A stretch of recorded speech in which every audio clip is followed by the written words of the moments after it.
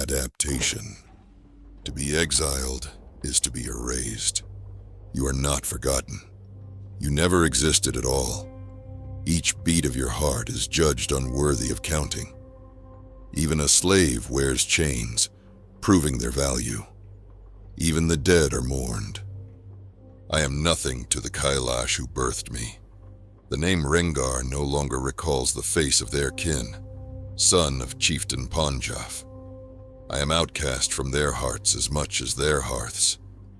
There is no return from such a fate, or so I was told. Years and blood can change such things. My heart still beats, and so I went to them with trophies gathered on the hunter's path. Wordlessly, I was brought before my father's gaze. He offered me a return to the tribe, where my name would be spoken and face remembered, where my heart's beating would be counted again. And he named the cost for such a thing. I must track a shadow, bladed shard of moonless night, abomination. Return from the jungle with its head, and I shall be exiled no more. I melt between the trees. I hear, smell, feel. I parse the spoor of 1,000 creatures, big and small. This comes from instinct, sharpened by the cold teachings of the human who found an outcast and set him down the path of the hunt. I still bear the knife Markon gave me. I search for the wrong thing that dwells here, unable to belong. The trophies that hang and rattle from my coat are gone, left behind at my camp. There is only the blade, a layer of grease to slicken my fur, and the slow, measured beat of a hunter's heart in my chest. There is nothing amid the teeming life of the rainforest, until there is something. It is faint, but stark, slithering over my senses. The sickly, sweet unfamiliarity of it halts me for a moment as I take it in. It is wrong in every way, repulsive, an enemy to life in ways I cannot describe. It defies everything around it. The true hunt begins. I follow the trail. I snake around it, never touching. I endure the wrong thing's scent until the sounds of bloodletting reward me. Something is dying through the trees ahead. It is not dying well. A pack of jungle raptors. Far from the apex, raptors are still capable predators and rarely ever prey. Their attacker is either desperate with hunger or unconcerned by their lethality. I bare my teeth in a grin.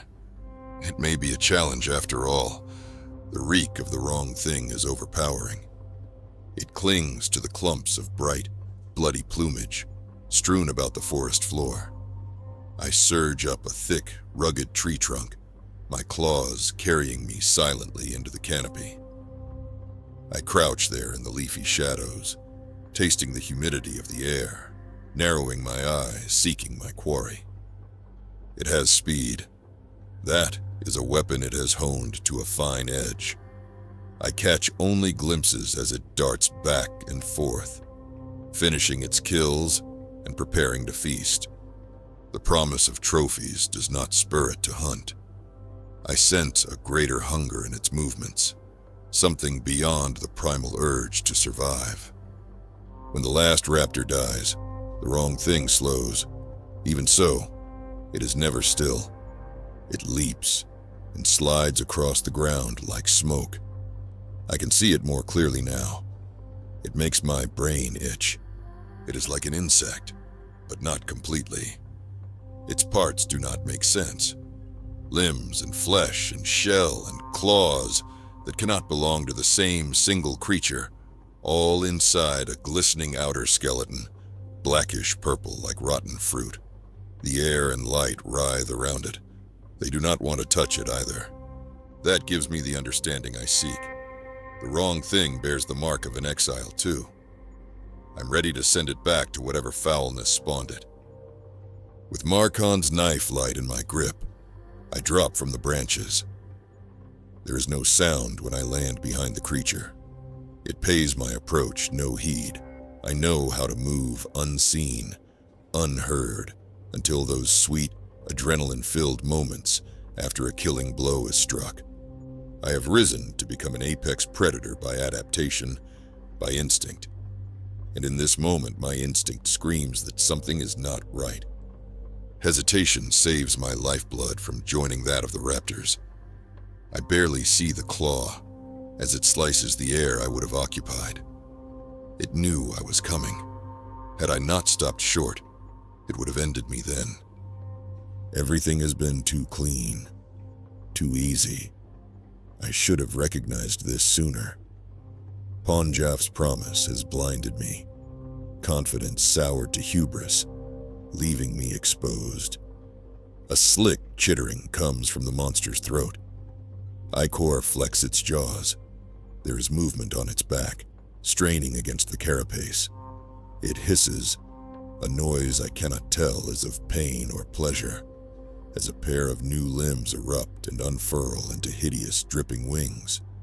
It has seen the threat I pose, and so it changes. It is unwilling to submit as prey. I lunge, too slow. The creature's riposte sends Markon's knife spinning from my grip. Foolishly, sentimentally, my eyes follow it for an instant. The error opens the way for the wrong thing to strike. Another bladed claw flicks out, hot, stinging pain. A roaring between my ears. I fall back. Blood slicks my face. I scramble to gain distance, trying to blink the red from my vision. The right eye is a blur. The left remains dark. The roaring will not fade. I reach for my cheek. I realize what the beast has taken. Beating the last of the vile slime from its wings, the wrong thing rises to hover over me. It bares its fangs, either in further challenge or a cruel grin, and holds my left eye up for me to see. Slowly, it lowers the blood-slick orb over its fangs and drops it down its gullet. My gorge rises. I clench my fists, rubbing at my remaining eye. The defilement of it, the symbolic shift as this foul creature snatches the role of hunter away from me. I no longer feel any pain, only rage. I hurl myself at it. I need no knife. I have the claws I was born with, and the triumphal roar I learned for myself. I will not be defeated. We collide. The red dance of violence seems unending. We each give chase in turn. The abomination is cold darkness. I am the core of a vengeful sun. We cut away at each other, over and over, and the rest of the world no longer matters. Finally, as night falls, my enemy flees. Or is that just as I wish to see it? Maybe it learned all it can from me. An instinct guides it on to greater things. Exhaustion takes hold. I collapse, left with bloody wounds and a new, terrible sense of connection to this monster. It is a bond forged in the moment it ate of my flesh. The Kilash know the wrong thing as Kha'Zix. In the old mortal tongue, it means you face yourself. True enough, it changed as we fought, growing and twisting. It went forward, always forward to find its edge, where I looked back into myself, back into the past and the tribe of my birth, to summon my exile's fury. This was not enough. As it has adapted, now so must I, for I will have my kill.